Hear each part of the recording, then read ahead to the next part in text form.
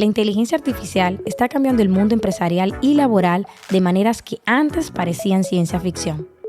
En esta nueva temporada de Inicia, el podcast, conversamos con Julio Zelaya, quien nos habla del impacto de la inteligencia artificial en la toma de decisiones gubernamentales, así como su regulación e influencia en el futuro de los profesionales. Exploramos con el invitado qué cambios veremos en la educación y en la formación de profesionales, cómo la inteligencia artificial está mejorando el diagnóstico y tratamiento de enfermedades en el sector de la salud, cómo pueden los países de Latinoamérica aprovechar esta tecnología para cerrar brechas.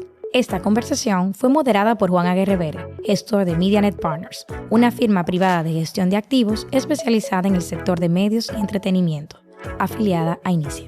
Este episodio fue grabado en noviembre de 2024 en Santo Domingo, República Dominicana. Bienvenido, Julio. Me da muchísimo gusto estar contigo, Juan, y un tema que me apasiona. Oh, qué bueno. Julio, mira, mi primera pregunta es en relación a los médicos, ¿no? Hay toda una revolución con el tema de la inteligencia artificial. Parece que cada día que me levanto y leo sobre algo sobre este tema, ya no sé nada del tema porque cambió tanto y ha mejorado tanto.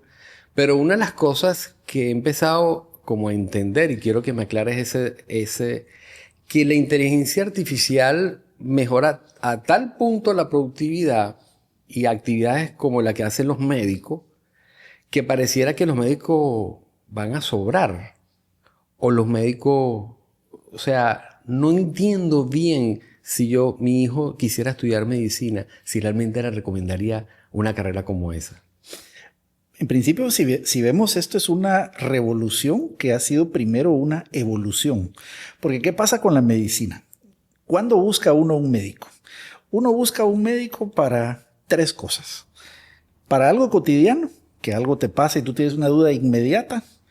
Para algo urgente y para algo altamente especializado. Entonces piensa que es lo cotidiano, lo urgente o lo altamente especializado. Y esto ha tenido varios pasos. Lo cotidiano, ¿qué empezó a pasar? La gente empezaba a sustituir los médicos por los farmacéuticos al ir a la farmacia. Y empezaba a decir, bueno, yo me voy a recetar y confío que lo que sabe el farmacéutico o farmacéutica, eso es la verdad. Después empezó a pasar que lo mismo empezaste a aplicar para una emergencia, una urgencia. Tú decías, bueno, pero el de la farmacia ha de saber lo que me está pasando. Pero sin duda no lo harías para algo que puede ser altamente especializado, que a lo mejor atenta con tu vida. Ahí decías, eso no lo voy a llevar a la farmacia, eso voy a buscar a mi médico de confianza. Después, ¿qué empezó a pasar? Todo el mundo tenía internet, teléfonos inteligentes y empezó a decir, bueno, ahora voy a googlear qué me pasa.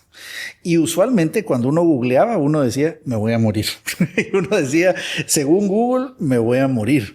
Y uno se daba cuenta que no era tan perfecto para en realidad explicar lo que estaba pasando. Pero si te das cuenta, la medicina empezó a tener una evolución con el acceso a la información, con más farmacias, más acceso común de la medicina, con la tecnología. Y ahora, ¿qué ha pasado? Ahora viene la inteligencia artificial, que lo que hace es que busca esa data que existe, pero te hace preguntas. Lo mismo que haría un médico profesional. Te haría preguntas, perfila y te va a dar una recomendación basada en las mejores prácticas. ¿Cuál es la diferencia? La principal fortaleza que tiene la inteligencia artificial con respecto a los médicos es la variable emocional. Porque un médico en una situación de emergencia, su parte emocional, que es por diseño del ser humano, puede estar pensando, si me equivoco me van a demandar, se puede morir la persona. Pasan muchas cosas que por más que el ser humano sea altamente entrenado y tenga miles de horas de vuelo, eso entra en juego.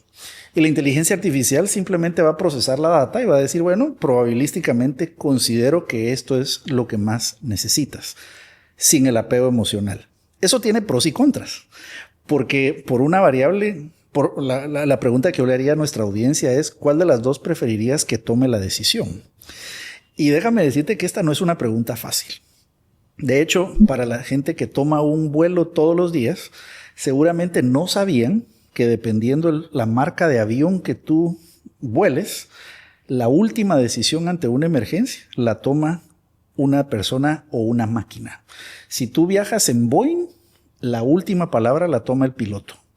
Pero si tú viajas en un Airbus, es la máquina.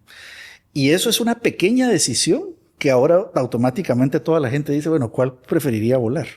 ¿En un Airbus o en un Boeing? Bueno, la misma pregunta haría yo ante la medicina. ¿Confiarías simplemente en la máquina? En algunas ocasiones probablemente sí. Pero ¿querrías que la máquina tome una decisión autónomamente sin la variable emocional si fuera la vida de mis hijos? Pero si nos vamos a...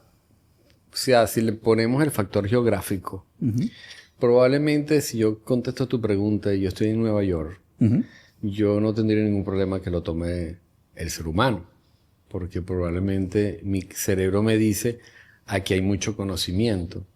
Pero si yo estoy en un viaje en el medio del África y me pasa un accidente y me está atendiendo un doctor muy bien entrenado en África, mi cerebro probablemente me va a decir, tú no tienes por ahí una inteligencia artificial Internet de médico, por favor, ¿no? Y en efecto, eso es justamente lo que está pasando. Entonces, ¿qué va a pasar con la medicina? Sin duda una transformación. Se está democratizando las buenas prácticas.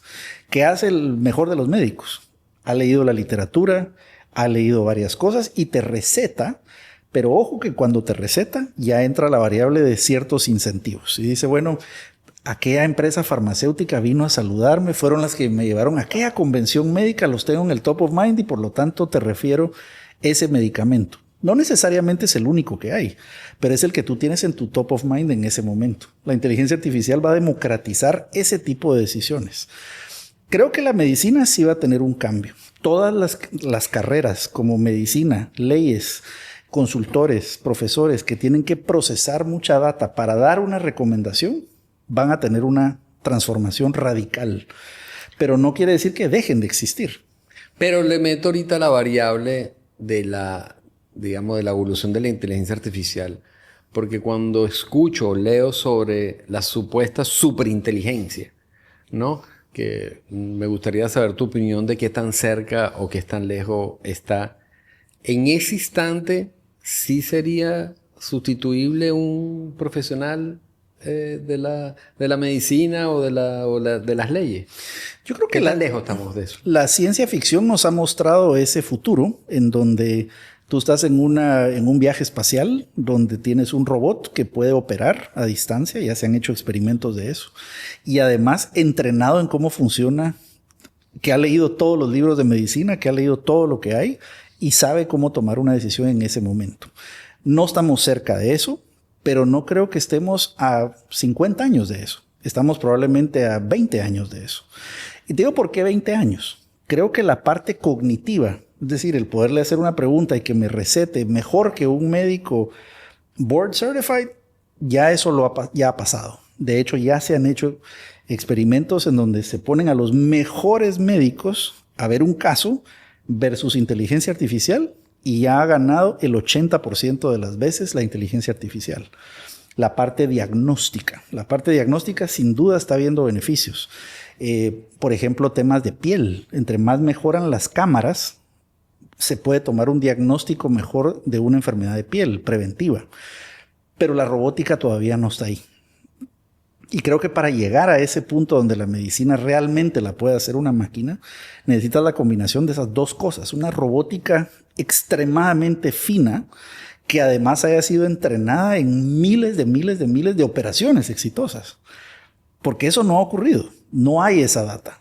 Y no hay ese entrenamiento. Lo que hay en este momento es un buen diagnóstico. Entonces, ¿qué sí creo que va a pasar? Creo que si yo fuera médico, yo buscaría cómo me meto a la investigación en temas de medicina, a la biotecnología, a la combinación de la tecnología con la ciencia, cómo entreno la robótica, cómo busco algoritmos de mejor diagnóstico. Y creo que va a haber una ultra especialización. Entonces creo que lo hablábamos fuera de cámaras y creo que va a haber un espectro en donde si vemos como si fuera un diagrama donde normalizamos el promedio, ese es el que va a estar en riesgo. El doctor promedio, la persona que medio sabe, pero los ultra especializados siempre van a tener oportunidades para entrenar máquinas, para trabajar en conjunto con las máquinas. Y nuevamente vamos a desplazar también ese trabajo más transaccional. Sin duda el futuro lo veo con farmacias autoservidas, donde le voy a preguntar a una máquina, me duele el estómago, y me va a preguntar cuántos años tienes, eres hombre o mujer, cuánto pesas, tomas algún otro medicamento. Incluso, como diría el Dr. House de la serie, todos mienten. Entonces a lo mejor te va a hacer un examen rápido de sangre, va a decir, no, tu glucosa, sí, me mentiste, sí te estás drogando hoy, ¿verdad, mi hermano? Entonces te va a recetar algo diferente. Entonces, mira, por ejemplo, qué está haciendo Apple. Apple está buscando meterse a los sensores cada vez más. Sí. Quieren encontrar forma de glucómetros sin usar inyecciones. Están testeando diversas cosas. Pero eso que parecía ciencia ficción de antes, hoy cualquiera de nosotros puede hablar. Fíjate que dormí 8 horas, de las cuales 4 pasé en sueño REM. Eso no lo hacíamos antes, pero ahora tenemos acceso a mucha data. Tenemos acceso a cómo está nuestra presión, cómo está nuestro peso, el porcentaje de grasa. Entonces, cada vez más estamos haciendo lo que hacía un médico. Me gustaría bajar a nuestros países, Latinoamérica, ¿no? Si tú fueras asesor de un presidente latinoamericano y como conocedor de las herramientas de inteligencia artificial, ¿en qué le recomiendas que él pueda invertir para que el maestro en el aula se equipare en conocimiento y habilidades y técnica a todo el país, y el doctor en el centro médico se me equipare en todo el país lo más rápido posible? Mira, sabes que yo soy originario de Guatemala, he viajado alrededor de toda Latinoamérica, y el mayor reto es tema de acceso tecnológico. Es decir, lo que uno toma por sentado de tengo acceso a internet, tengo acceso, sí, quizás un aparato inteligente, eso sí, pero que lo pueda conectar, que haya electricidad estable, cosas básicas. Te prometo que ese es el principal reto. Entonces, empezar por los temas de infraestructura. Hay varias organizaciones que lo he visto en Latinoamérica que han hecho. Por ejemplo, hacen una alianza con la municipalidad local. Y entonces en los salones comunitarios agregan internet gratuita. Bueno, ¿y cómo la pagan? Entonces tienen anuncios patrocinadores corporativos. Entonces dice, esta media hora de internet fue gracias a X patrocinador corporativo. Y puede ser utilizada para temas de estudios, por ejemplo. Tienen restringido para qué la puedes usar. Entonces tú dices, bueno, esa media hora, pero puedes acceder a dominios.edu.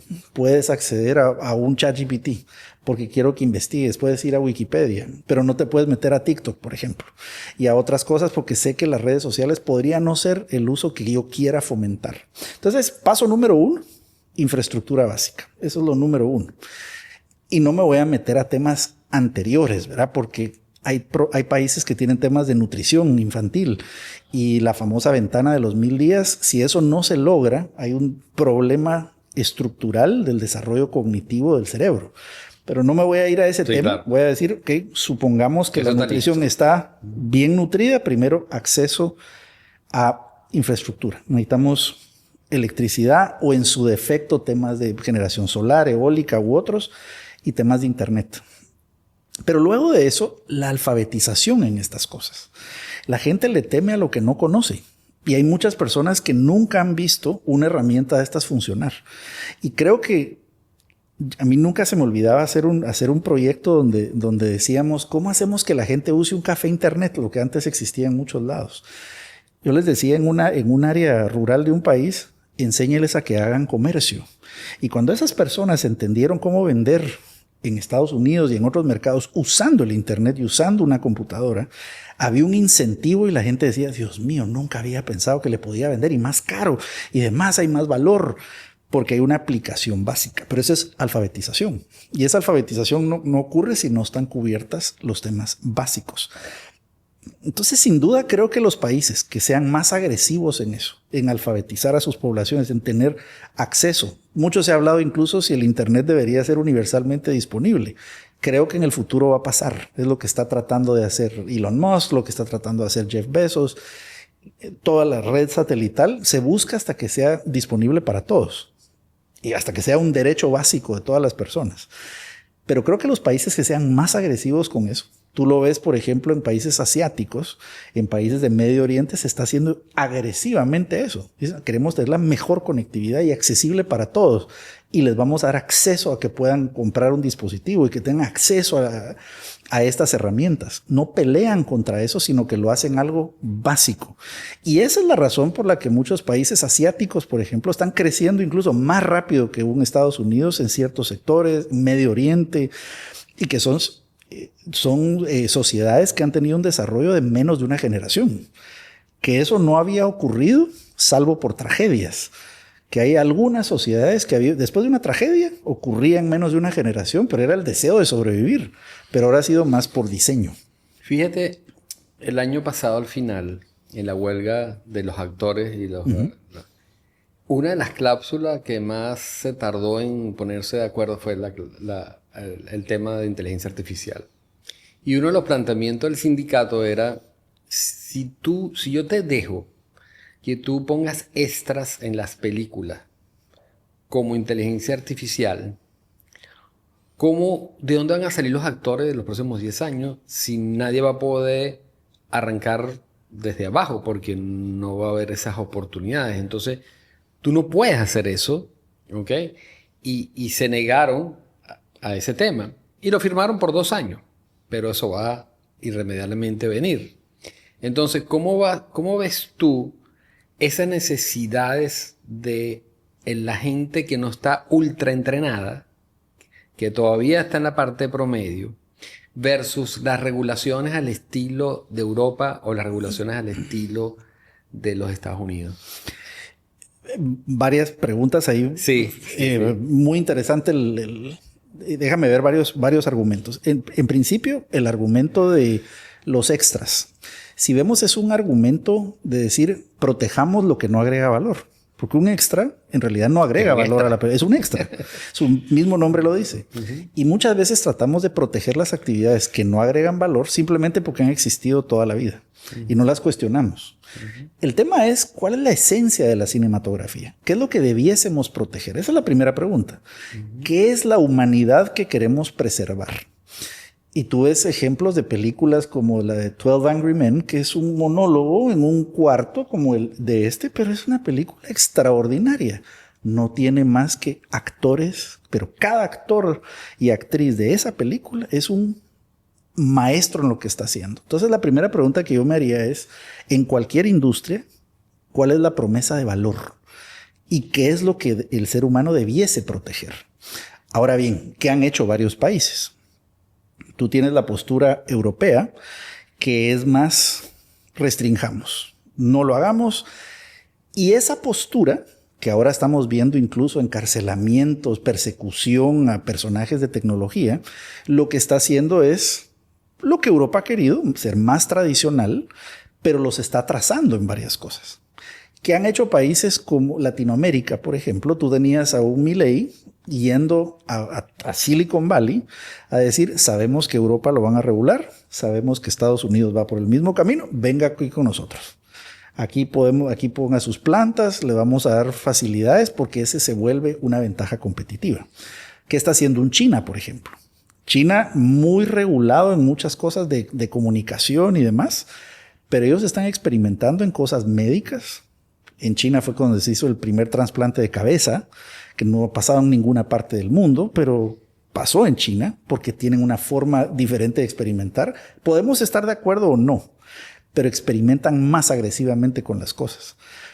Yo te puedo enseñar modelos de inteligencia artificial que utilizo chinos, que no tienen ninguna salvaguarda de nada, pero puedo hacer un deepfake de cualquier cosa, más avanzados que los modelos americanos. Entonces, cada país va a tener su propio apetito de riesgo, su propia lógica de qué tanto quiere innovar.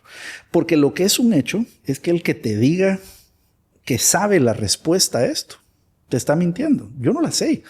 No tenemos ninguna evidencia. Y además esto cambia tan rápido que no se sabe. La velocidad de procesamiento de la data, la velocidad, y además se vuelve exponencial.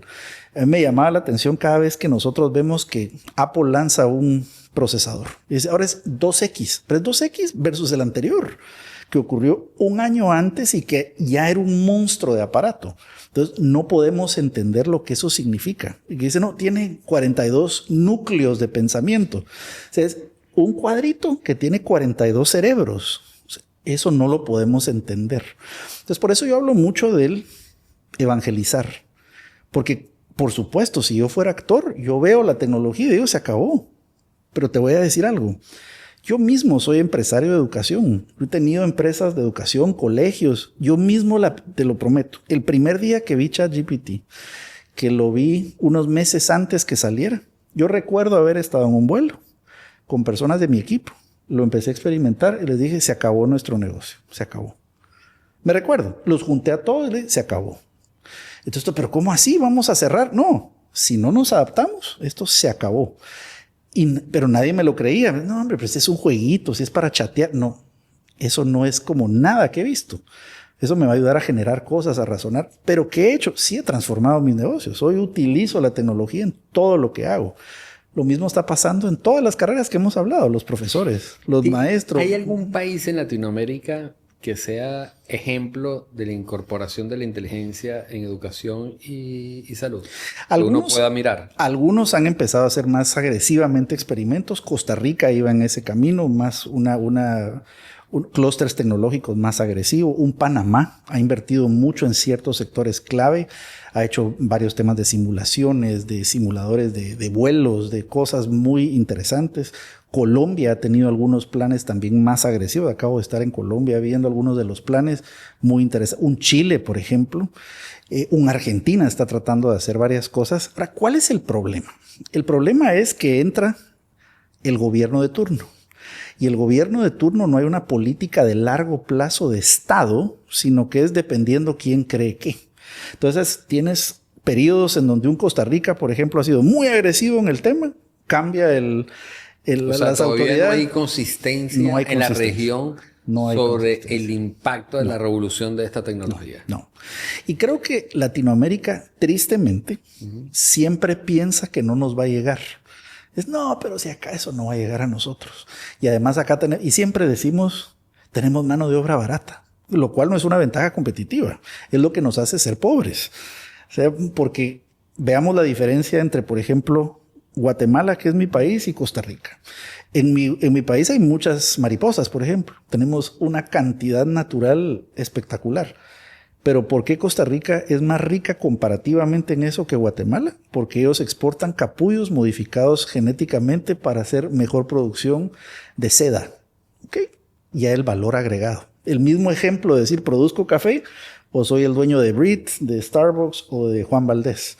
Y hay un valor agregado. Y creo que la misma lógica que hemos sabido siempre, que si yo vendo granos de café o vendo una experiencia y una taza y una marca, lo mismo va a pasar con la inteligencia artificial. El tema es que ahora todos tenemos acceso a las mismas herramientas. Lo que mostraba hoy en la conferencia, todos podemos hacer una presentación mediocre, pero todos la podemos hacer igual. No, pero el que realmente sepa cómo hacerla excelente se va a notar. Y eso, diferenciarse, va a ser cada vez más retador. Y en todas las que hemos hablado, ser ahora un profesor excelente va a costar más. El mediocre va a estar más, y digo, mediocre, el promedio. Dejemos el mediocre, el promedio va a ser más retador. Los médicos, el médico promedio, el que no ha metido tecnología, el que yo lo tengo que esperar, y por eso hasta el tema paciente, porque yo lo tengo que esperar pacientemente hasta que venga. O sea, ese tipo de cosas. El ChatGPT me contesta. Y te digo, yo he retado a veces a mi médico de cabecera, que es excelente. Y a veces yo llego con mi diagnóstico. Le digo, mira, ya apliqué esto, ya hice esto. ¿Qué tengo? Con la misma data que él tiene. Y nos hemos dado cuenta que a veces falla. Y me dice, no sé. Pero sí. O sea, Julio, me gustaría bajar ahora otro escalón más. Sí. ¿No? Más específico aún. Yo soy un médico que está escuchando, que un profesor que está escuchando este podcast.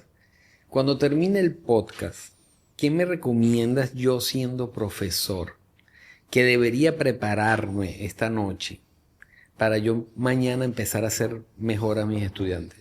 Lo primero que le diría a cualquiera, no solo los profesores, a los médicos, cualquiera que esté escuchando, lo que diría Marie Curie. Y Marie Curie decía, le tenemos miedo a lo que no conocemos. Y ella siempre decía, la ciencia es como un cuarto oscuro, que cuando prendo la luz se va el miedo. Lo mismo es esto. No le tenga miedo. Eso sería lo primero. No le tenga miedo. ¿Qué implica eso? Vaya e instale lo más básico. Algo como una herramienta de búsqueda, un Perplexity. Busque mejor, no solo Google. Google le va a dar cosas que tal vez no le dice. Busque en un Elicit, en un Perplexity. Busque data. Empecemos por ahí. No se deje engañar con cualquier cosa que le digan. Incluso sus alumnos, porque sus alumnos a veces su fuente es TikTok. Y los alumnos a veces, profesor, yo escuché que... ¿Y dónde lo viste? Lo escuché en un TikTok. Bueno, rete eso. Empiece por ahí. O sea, a estar informado, pero en las fuentes de información confiables. Segundo, familiarícese con las herramientas básicas como ChatGPT, como Claude, como Gemini. Son las básicas, porque hay más avanzadas, pero esas son las básicas. ¿Y qué puede hacer uno? Las cosas que uno detesta hacer. A mí eso, así fue como me enamoré de esto. Yo decía, yo odio contestar correos. Lo odio y tenía que contestar miles de correos. Ahí voy a empezar. Hoy soy un Master of the Universe contestando correos. ¿Por qué? Porque aprendí cómo hacer algo que para mí era un dolor de cabeza. Entonces no lo vi como una amenaza. Dije, bueno, ¿cómo uso esto a mi favor? Y así lo empecé a hacer de diferentes cosas. Por ejemplo, yo soy papá soltero, entonces me toca cosas de labores domésticas que no me gustan para nada. Pero hoy no te imaginas hacer mis listas del supermercado, no, un crack, pero usando inteligencia artificial. Pero no, todavía no has conseguido alguna inteligencia artificial que recoja las cosas de los muchachos. No, ya quisiera. No, ya quisiera. Mira, un ama de casa terminó el podcast y lo oyó por casualidad porque estaba en la cola, estaba en el tráfico y lo escuchó, ¿no? Y empieza a hablar de inteligencia artificial. Algo cotidiano, repetitivo, que tú sepas que esto la ayuda de manera significativa. Bueno, busquemos mil aplicaciones, desde temas de cómo maquillarse, cuál es la mejor forma de hacer una selección de ropa, las listas de la casa, hacer recordatorios, hacer un planograma. Todo ya con inteligencia artificial. Todo se puede hacer. Yo le puedo decir, mira, quiero que me digas cuál es la mejor ruta. A mí me toca trabajar en este lugar, hay tanto de tráfico, tengo que tomar el metro, tengo que hacer esto. Te voy a dar todas las variables, ayúdame a organizar mi semana. Y hazme un calendario, házmelo en una tabla. Y automáticamente. Bueno, resulta que no tengo tiempo porque llego a mi casa, no sé qué recetas fáciles puedo hacer con un presupuesto de tanto.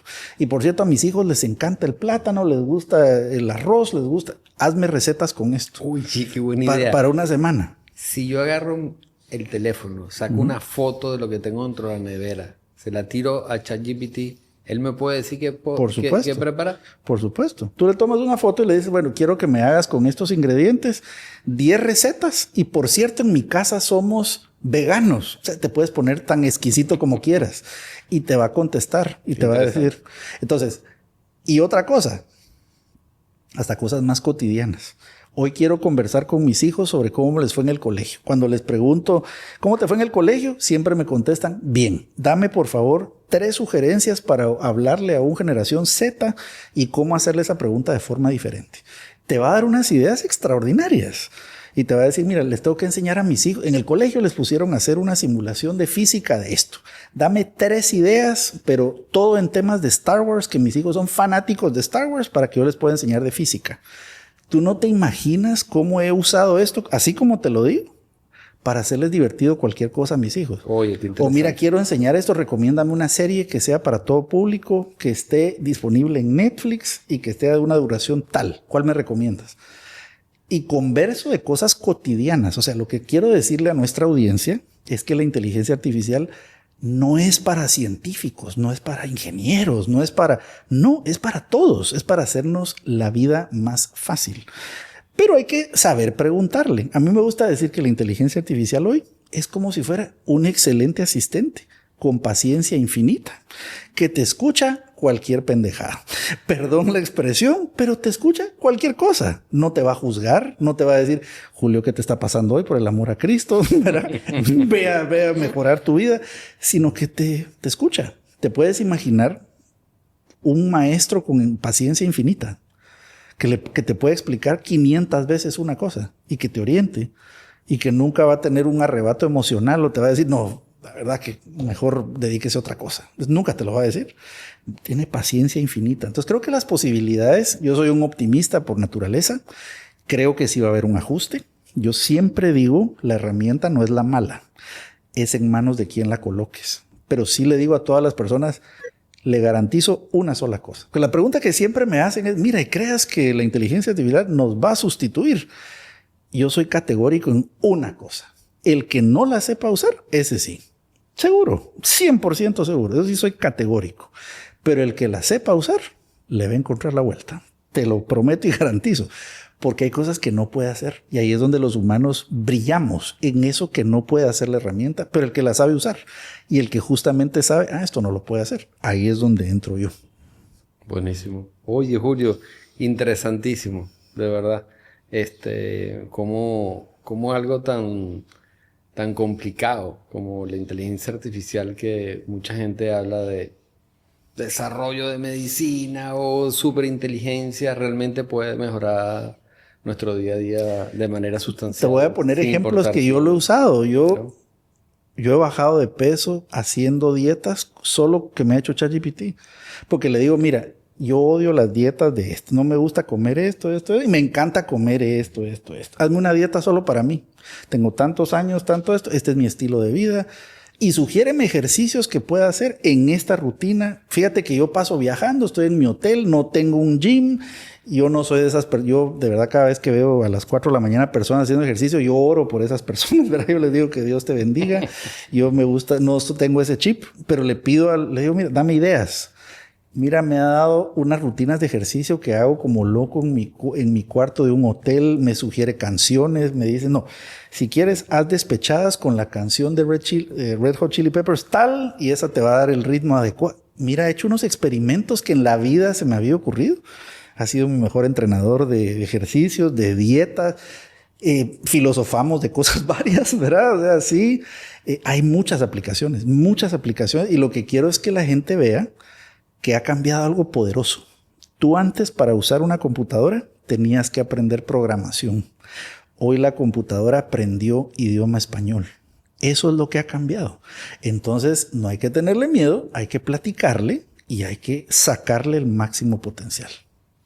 Muchísimas gracias, Julio, por estar con nosotros. No, gracias, mi querido Juan. Gracias por aceptar la invitación. Y gracias a toda la audiencia. Gracias por escuchar este episodio de Inicia el Podcast. Esperamos que esta conversación te haya brindado una nueva perspectiva sobre la inteligencia artificial y su implementación en la educación, en la salud y en los gobiernos. Hoy, en conversación con Julio Zelaya, quien nos compartió su visión sobre cómo enfrentar los desafíos y aprovechar las oportunidades que esta nueva era digital nos presenta en todos los niveles de nuestras vidas. No olvides sintonizar nuestros próximos episodios, donde continuaremos explorando temas alrededor de la industria del entretenimiento, de las nuevas inversiones en la industria de la música, los deportes electrónicos y, en este caso, el involucramiento de la inteligencia artificial.